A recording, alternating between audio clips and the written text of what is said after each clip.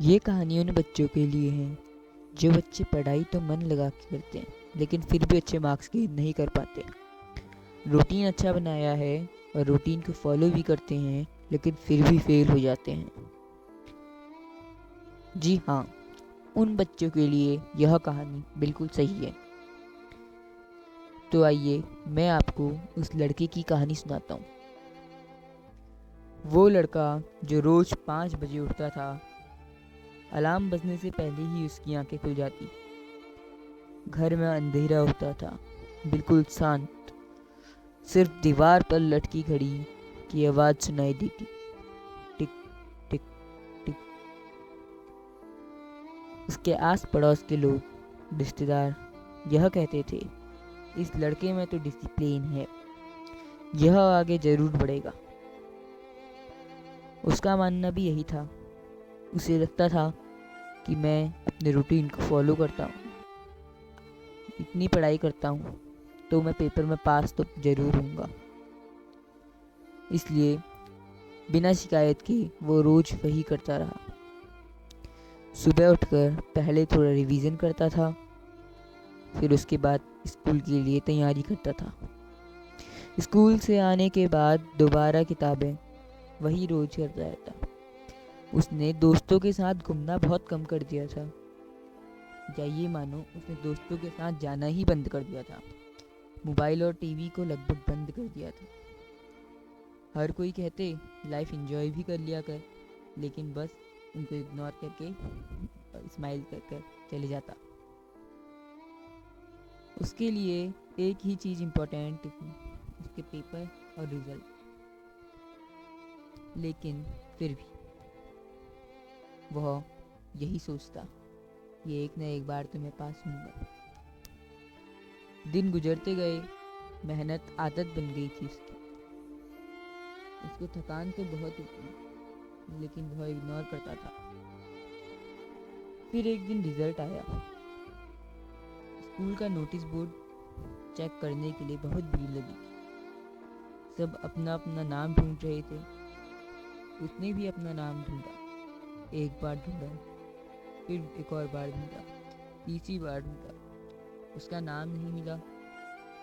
उसने किसी से कुछ नहीं पूछा, बस पेपर को फोल्ड किया और चुपचाप घर आ गया। उस दिन पहली बार उसने उसका बुक खोलने का मन नहीं किया।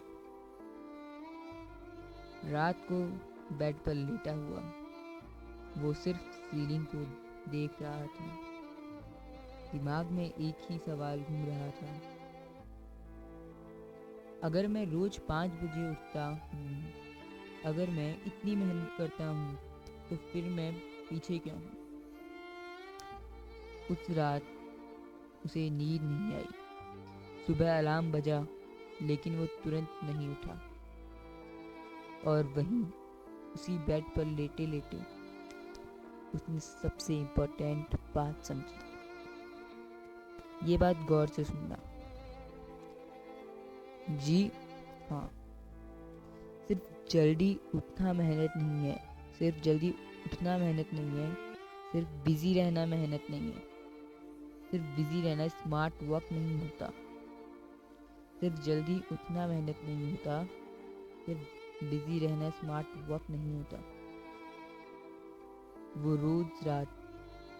रोज पढ़ता था, लेकिन समझ के नहीं पढ़ता था। वो रोज पढ़ता था लेकिन समझ के नहीं पढ़ता था। वो रूटीन फॉलो करता था, लेकिन डायरेक्शन के बिना। मतलब वो पढ़ाई बहुत करता था, लेकिन कुछ समझ नहीं आता था उसे। और रूटीन भी फॉलो करता था, लेकिन कुछ समझ नहीं आता। रूटीन क्या करना है उसको कुछ समझ नहीं आता। किताब तो खोलता था, लेकिन उसमें खोलने के बाद कुछ पढ़ता नहीं था, मतलब कुछ ध्यान में नहीं आता उसे। उस दिन के बाद उसने रूटीन नहीं बदला, अपनी सोच बदल दी। उसने अपनी सोच बदल दी। अब वो पढ़ता कम था, लेकिन सही ढंग से पढ़ता था, लेकिन समझ के पढ़ता था। वो कंपैरिजन छोड़ चुका था। वो अपनी कमजोरी पे काम कर रहा था। उसने एक दूसरे कंपैरिजन करना छोड़ दिया और अपनी कमजोरी पे काम करता रहा, और धीरे धीरे चीज़ों का मतलब समझ आने लगा। उसे सब समझ आने लग गया कि मैं पहले क्या गलती करता हूँ। इस बार रिजल्ट आया, उसका नाम लिस्ट में था। भले ही उसने टॉप नहीं किया था, लेकिन वहाँ जहाँ उसका नाम होना चाहिए था वहाँ उसका नाम था। तो इसी प्रकार उसकी कहानी खत्म। बात ये नहीं है, रूटीन को फॉलो करना इम्पोर्टेंट बात नहीं होती। अपने लक्ष्य पे ध्यान रखकर पढ़ाई करना इम्पोर्टेंट बात होती है। पढ़ाई हर कोई करता है, लेकिन ध्यान लगा के कम ही बच्चे पढ़ते हैं। एक क्लास में टॉपर भी होते हैं और उसी क्लास में फेलियर भी होते हैं। बस फ़र्क ये होता है, फेलियर पेपर से 1 या 2 दिन पहले पढ़ना स्टार्ट करते हैं और टॉपर पूरे साल उसी बात को समझने में लगाता है, अपनी किताबों को रटता है, तभी वो टॉप करते हैं। अगर आप भी चाहते हो, आपको भी यही लगता है कि मैं पढ़ाई करता हूँ लेकिन पास नहीं हो पाता, अच्छे मार्क्स गेन नहीं कर पाता, तो क्या आप इसी बच्चे की तरह किताब खोल के पढ़ते नहीं थे? किताब खोलना ज़रूरी नहीं है, किताब को खोलकर पढ़ना ज़रूरी है। भले ही कम पढ़ें, लेकिन पढ़ना ज़रूरी है। ज़्यादा देर किताब खोलने से हमको अपने आप ज्ञान नहीं आता। कम किताब पढ़ना चाहिए, लेकिन ज़्यादा नॉलेज गेन करनी चाहिए।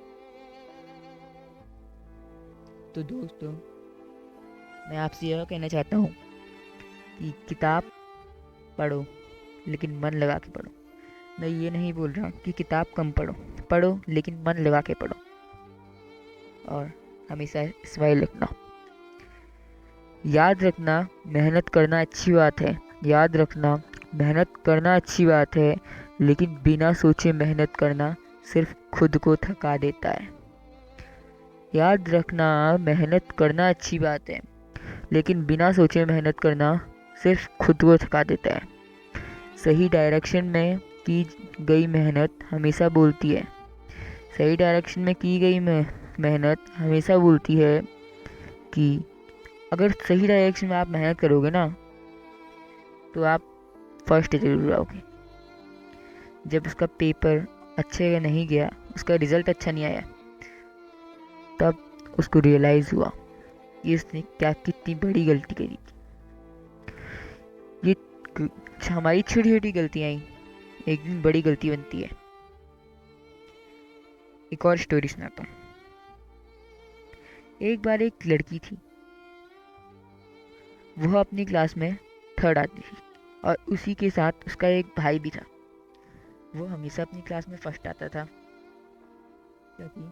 क्योंकि वे दोनों भाई बहन एक ही स्कूल में पढ़ते थे, एक ही क्लास में पढ़ते थे। एक दिन लड़की ने अपने भाई से पूछा, भाई, पर हम दोनों एक ही क्लास में पढ़ते हैं, एक ही ट्यूशन पढ़ते हैं और एक ही टाइम पे पढ़ते हैं, लेकिन तब भी तू फर्स्ट आता है और मैं 3rd क्यों? तो उस लड़के ने बोला, अरे बहन, जो हर 4 साल के पहले के पेपर में वही पेपर आते हैं, जो पिछले 4 साल उस क्लास का पेपर दिया होता है वही पेपर वापस रिपीट होते हैं। तू वही पेपर पढ़ा कर, तू भी फर्स्ट आई। लेकिन बहन ने उससे बोला, भाई, इससे हमको नॉलेज छोड़ना मिलेगी। लेकिन भाई ने उसकी बात नहीं सुनी। वो हर वक्त फर्स्ट आता और पापा से गिफ्ट ले लेता, लेकिन बहन 3rd आती थी। पापा मम्मी सब डांटते थे उसको। एक बार क्या हुआ, वो अपने भाई और बहन दोनों अपने पापा के साथ बाहर घूमने गए थे, और वो तभी एक एक्स्ट्रा कोचिंग के लिए एक अंकल आए। उन्होंने उन दोनों बच्चों का टेस्ट लिया, तो उस टेस्ट में पता चला कि जो बहन थी वो अपने भाई से ज़्यादा होशियार थी। तो भाई को यह रियलाइज़ हुआ कि पढ़ना ज़रूरी नहीं है, बात को समझना भी ज़रूरी है। तो मैं अपनी स्टोरी को यहीं पे ख़त्म करता हूँ। भले ही स्टोरी छोटी है, लेकिन इसमें से जो ज्ञान मिला है वो बहुत बड़ा है। केवल पढ़ना ज़रूरी नहीं है, बातों को समझना भी ज़रूरी है। पढ़ के वो मुकाम हासिल नहीं होता जो समझ के होता है। अगर आप पढ़ोगे, अच्छा पढ़ोगे, तो आपका रिज़ल्ट भी अच्छा आएगा। रिज़ल्ट अच्छा आएगा तो आप एक ना एक दिन अपनी क्लास में टॉप करोगे। अपने गोल को, अपने फैमिली को अपने सामने रख के पढ़ना। एक हॉस्टल के बच्चे से पूछो कि लाइफ में कितनी दिक्कतें होती है। एक हॉस्टल के बच्चे से पूछो लाइफ में कितनी दिक्कत होती है, और एक घर के बच्चे से पूछो कि लाइफ में कितनी इज्जतें होती है, और एक घर के बच्चे से पूछो लाइफ में कितनी इज्जतें होती हैं।